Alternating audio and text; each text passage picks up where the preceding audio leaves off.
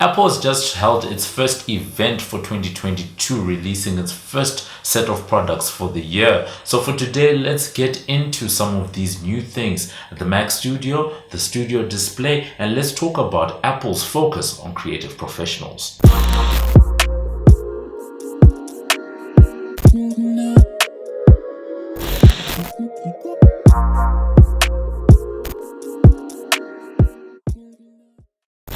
Hey, what up? It's your boy MobbJustice back again with another video, and for today we do get into the latest round of products that have come out of Apple with their first event for 2022 and their first batch of products for the year ahead. As always, this video is brought to you by the team over at Lion Media. Head on over to check out some of the crispiest photo, video, and audio content. That's www.lionmedia.com. Head on over, check it out, and just see what the team can do for you. So as with all Apple events, there was a lot that was announced, a lot that was said, but I'm quickly going to run through some of the less exciting announcements before we get into, the three main things that I want to chat about. So starting off, Apple TV Plus, not too much to be said except for the fact that Apple seems very proud of all the nominations that they're getting for their shows. But what was interesting is the fact that they're now offering baseball, Friday Night Baseball, that's going to be live on the platform. And I think this speaks to where their strategy is trying to go with their platform, trying to now incorporate the live aspect. A lot of people aren't talking too much about it, but I do think it hints on the fact that Apple wants to get into the live game, maybe take on the likes of Hulu and YouTube TV from that point of view, but we wait to see how they're going to develop that product. On the side of iPhones, there were two main things that came out. Firstly, the iPhone 13 and 13 Pro got a new color. It's like a greenish color, because most of the time at this time of the year you expect to see the red, but that had already come out at launch, so they came out with that color. And then we saw a new iPhone SE coming out. It's retaining the classic design that I've always enjoyed, one of these, but it's the smaller form factor and looking like an iPhone 8, but featuring all of the new internals that are featured in the iPhone 13, including that A15 chip, the latest versions of iOS, featuring 5G, and then coming in at a price of $429. So the cheapest entry point for people that want to get into the iPhone game. The iPhone SE is a great device, but when it comes to my own wish list for it, I wish that Apple would actually bring a slightly bigger version of that SE, what used to be called the Plus version back in the day. Have that, have all the latest internals, and then maybe reintroduce the headphone jack onto those SE devices, simply because that is the part of the market at the moment where headphone jacks seem to still be a thing. And I think from Apple, that would really be a great addition to the lineup. Outside of that, we saw the iPad Air getting a bit of an upgrade because it now features the M1 chip that we saw in the iPad Pros some time back, and I think that's really great. And as I said, when the last iPad Air came out, I think this is the one to get once again, because you get all the latest internals, you get the performance, but coming in at a much cheaper price point, which hasn't changed at $599 the starting point, featuring 5G, and also at the same time a new 12 megapixel camera that's now featuring center stage, which has become very popular for people using things like FaceTime. And something interesting to me, because I am a creator, is that they now have a new version of Imovie for the iPad. Would have to actually touch it, use it, see what it's like, but once again, echoing other sentiments, why not just bring Final Cut to the iPad? So getting into the main news of the day, I would say the three biggest announcements that came out on Tuesday from Apple were the fact that there's a new chip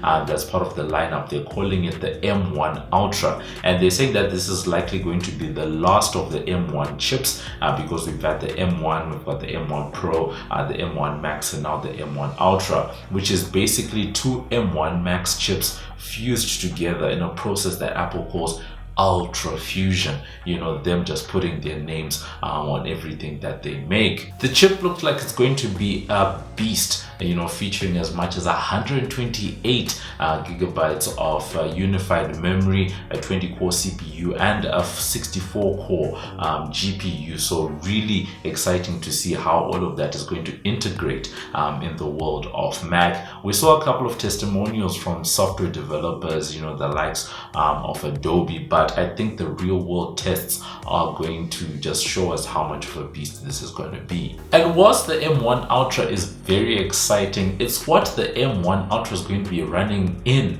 that was most exciting for me, and that is a new product coming out from Apple called the Mac Studio. You can picture a Mac Mini device and about 2 or 3 Mac Mini stacked on top of each other. It's really looking to be, quite a beast of a desktop computer. One of the debates is whether this is going to be a device that will replace the Mac Pro, or whether this is more of a Mac Mini Pro. But I think I'm leaning more towards this being a Mac Mini Pro, simply because the Apple engineers who were presenting did say that they have more in store when it comes to the Mac Pro specifically. They joined the rest of our incredible Mac lineup with Apple Silicon, making our transition nearly complete with just one more product to go, Mac Pro.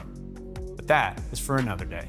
And this one is really looking good on the side of connectivity. We saw a number of Thunderbolt ports, USB-A, USB-C, HDMI, SD card slots. We saw audio jacks, all housed in what's looking to be quite a compact form factor.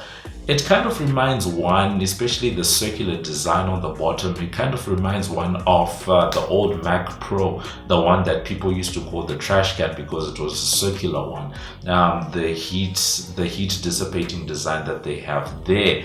And this one is looking somewhat similar because when they showed the device, you can literally see that about half, the top half of that device is simply dedicated to cooling alone, because you've got a powerful chip and powerful internals that are running in there. The benchmarks and performance that Apple was showing throughout the event are really impressive.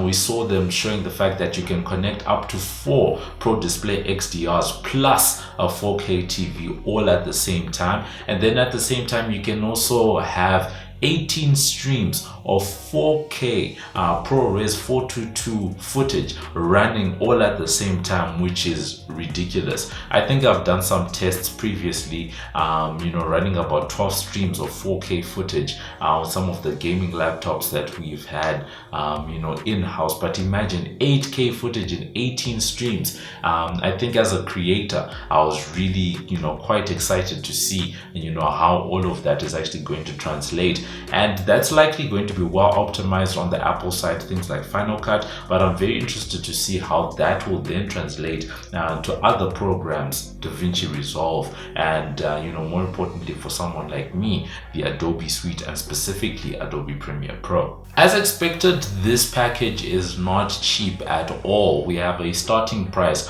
of $1,999, which might as well be $2,000, and that will be for the Mac Studio that's running on an M1 Max chip.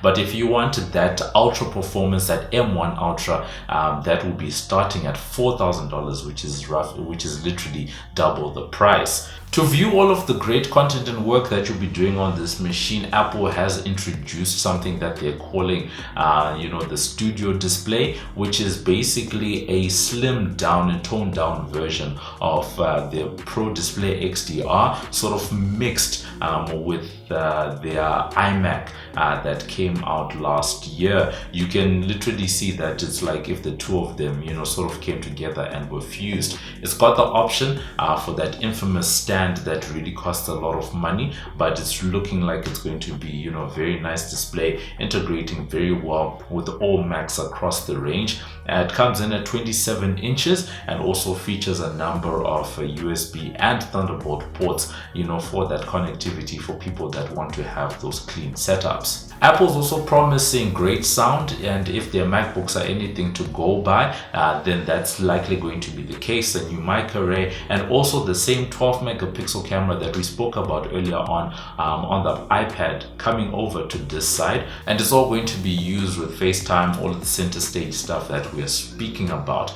The other interesting thing about this display is that it features an A13 chip inside it, just so that it can help to control the camera that we spoke about and all the USB, slots that we were talking about. While not being as expensive as the Mac Studio, the Studio display is coming in at $1,600, which is quite pricey for a 27-inch monitor. But for the performance that Apple is touting, it's going to be an interesting one to see, what that actually looks like in real life. So overall, looking like a great set of announcements coming out from Apple. A lot of the rumors that we had heard around this event really did, come to bear, especially things like the iPhone SE and even the Mac Studio. People had been speaking about it, a smaller Pro Display XDR, so the rumor mill seems to have gotten a lot of things right.